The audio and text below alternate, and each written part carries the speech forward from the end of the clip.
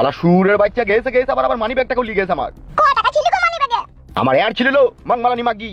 আজ তুই মাংমারানি মাগি লেগে আজ ও সুরের বাচ্চা মেইলি পালাইতে সাহস পেল। তুই রাজকারাতে এত বাবলা বইতে হয়েছে ওই শালো।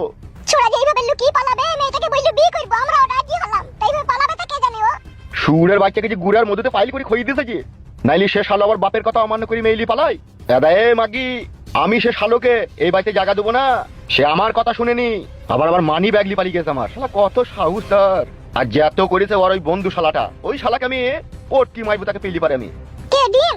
শালা বৈদ্যুর বাচ্চা বৈদ্য এত বড় একটা সর্বনাশ করে দিল রে। এটা কি মানা যায় রে? হ্যাঁ, আমি চললাম ওই সুরের বাচ্চা ডিমের কাছে, কোথায় কি করেছে সব খোঁজ খবর নিয়ে তারপর গুষ্টির লেতার মাইবো দেখ আমি। বে দি কোনো দিকে কোনো অসুবিধা নাই তো? ও অসুবিধা আবার কি বে? ডিম যতক্ষণ আছে নো টেনশন। বলছি আমাদের বাড়ির কোনো খোঁজ খবর পেয়েছিস? না না, কোনো খোঁজ খবর পাইনি, আমি তো বাড়ি যাইনি। আর পাখিদের বাড়ির কোনো খোঁজ? দূর বাড়া, ওইসব কথা বাদ দে তো। এখন বাড়া পাখিকে পেয়ে গেছিস, কোনো বিন্দাস কাজ করা থাক হইলো। বাল অত টেনশন করলে হবে নাকি? আমি তো টেনশন নিয়ে রেখে পাচ্ছি, আমার আব্বাকে নিয়ে একটু টেনশন। ও বাল দুদিন একটু ওইদিকে ওইদিকে হই হাই করবে, তারপরে যাকা তাই হয়ে যাবে। বে আমি কি বলছি শোন। হ্যাঁ বল। বলছি বিয়ে করে লিছিস তো? হ্যাঁ করে লিছি তো। বাহ বাহ বাহ বাহ বাহ বাহ বাহ। আর আমার মাসি তোদের খাতি যত্ন করছি তো? হ্যাঁ খাতি যত্ন করছি তো। সকালবেলাতে দুটো পাতি হাঁসের ডিম দি গেল, জিলাপি দিল, আদা দি লাল চা করে দিল, বেরেস্তা মুড়ি দিয়েছে, ডিম দি মাটি। তাহলে আমার মাসির বাড়িতে অষ্টমঙ্গলা করে লিখিস তবে?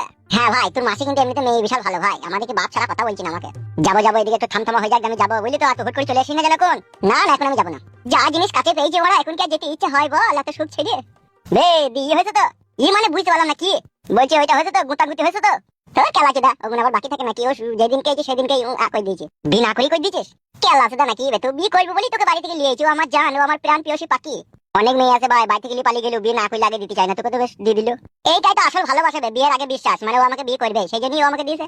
এই ওইসব কথা বলছিস কেন এখন? কোনো অসুবিধা নাই। কি বলছি কি বে? তোর বউ আমি শুনতে পেয়েছি এ তোর সাথে কথা বলছি বলে সেই জন্য বলছি। বুঝতে পেরেছি। তা হইলো এখন নতুন বউ বুঝলি তো, এখন ওই গুতাগুতিটা একটু থেমে থেমে করবি বুঝলি তো?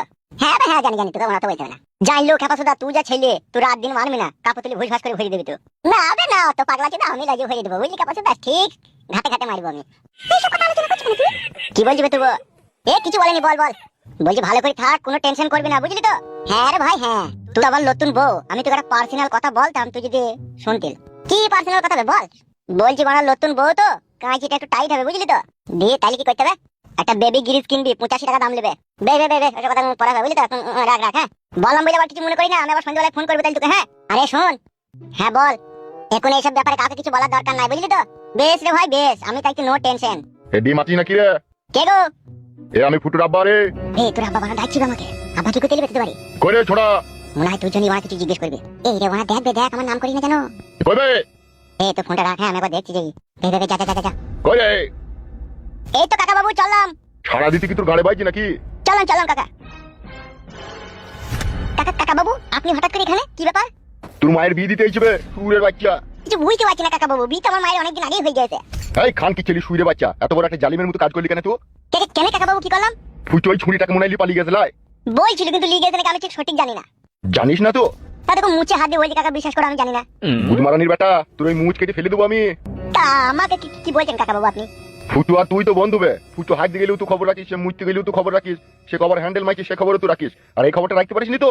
এটা আমাকে অবিশ্বাস করতে হবে। বুঝতে পেরেছি, ও মানে মেইলি পালিয়ে গেছে নাকি? কি রে আবার নাকি মানে? তুই তো সব জানিস বে বোকাচোদা।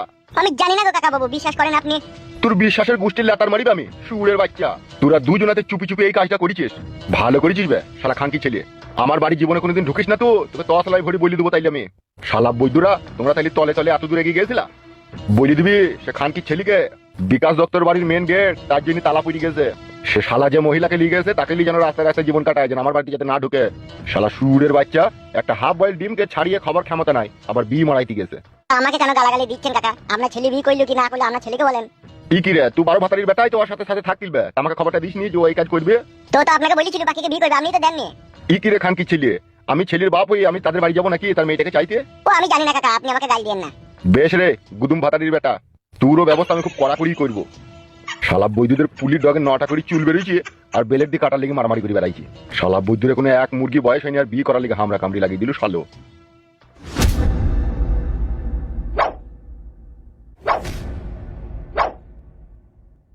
হ্যাঁ হ্যালো। হ্যাঁ ডিম বল। তোর আব্বাকে একবার গাল দিচ্ছি, হ্যাঁ কিছু মনে করি না জানো। কেন রে? এ বড় একবার দিচ্ছি তারপরে বলছি সব কথা। কি রে বড়া? তোর আব্বা মানে আমার কাকা একটা গুদমারানির ভাই, হ্যাঁ? কেন রে? তোর আব্বা মারা শুধু আমাকে মারতে পাইলো না, যা নাই তাই ভাবে অপমান করে গেল। কি হয়েছে গো? কিসের লিগে অপমান করলো? আমাকে বলা মা তুই ইচ্ছা মতো গাল দিয়ে গেল তোর আব্বা। তাই নাকি? হ্যাঁ বে, আমাকে বলছি তুই শালা সব জানিস, তুই অমুক তুই তমুক, মানে সে কি বলবো তোকে আমি, মানে সে কুকুরের অপমান করে গেল আমাকে। সত্যি কথাটা বলিনি তো যে আমি অমুক জায়গায় আছি, এবার এরকম এরকম ব্যাপার এসে বলিনি তো?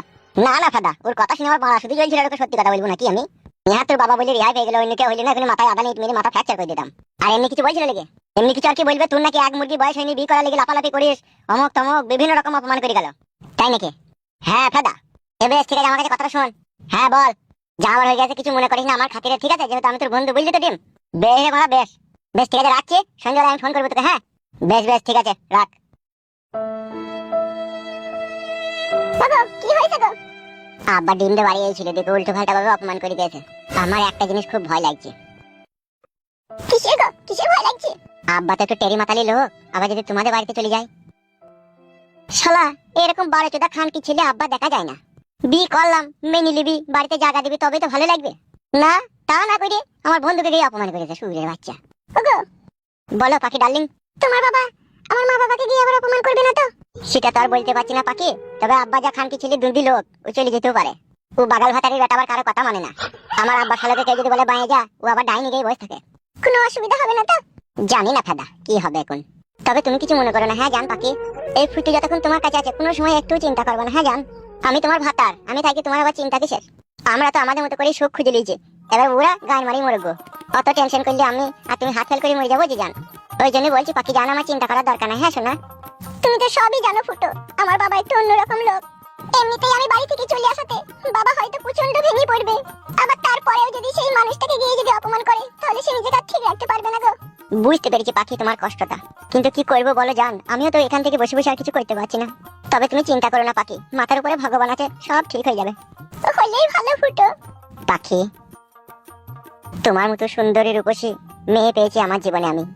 আমার বাবা মা, তোমার বাবা মা কে কোথা কি করছে না করছে এসব কিচ্ছু আমাদের দেখার কোনো প্রয়োজন নেই। হ্যাঁ জান, আমরা শুধু দুজনেই খাবো আর এই খাটের উপরে শুবো আর করবো। হ্যাঁ জান।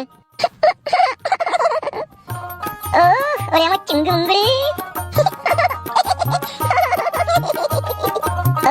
পাঙ্ক হাসি তোরে জানো বলো।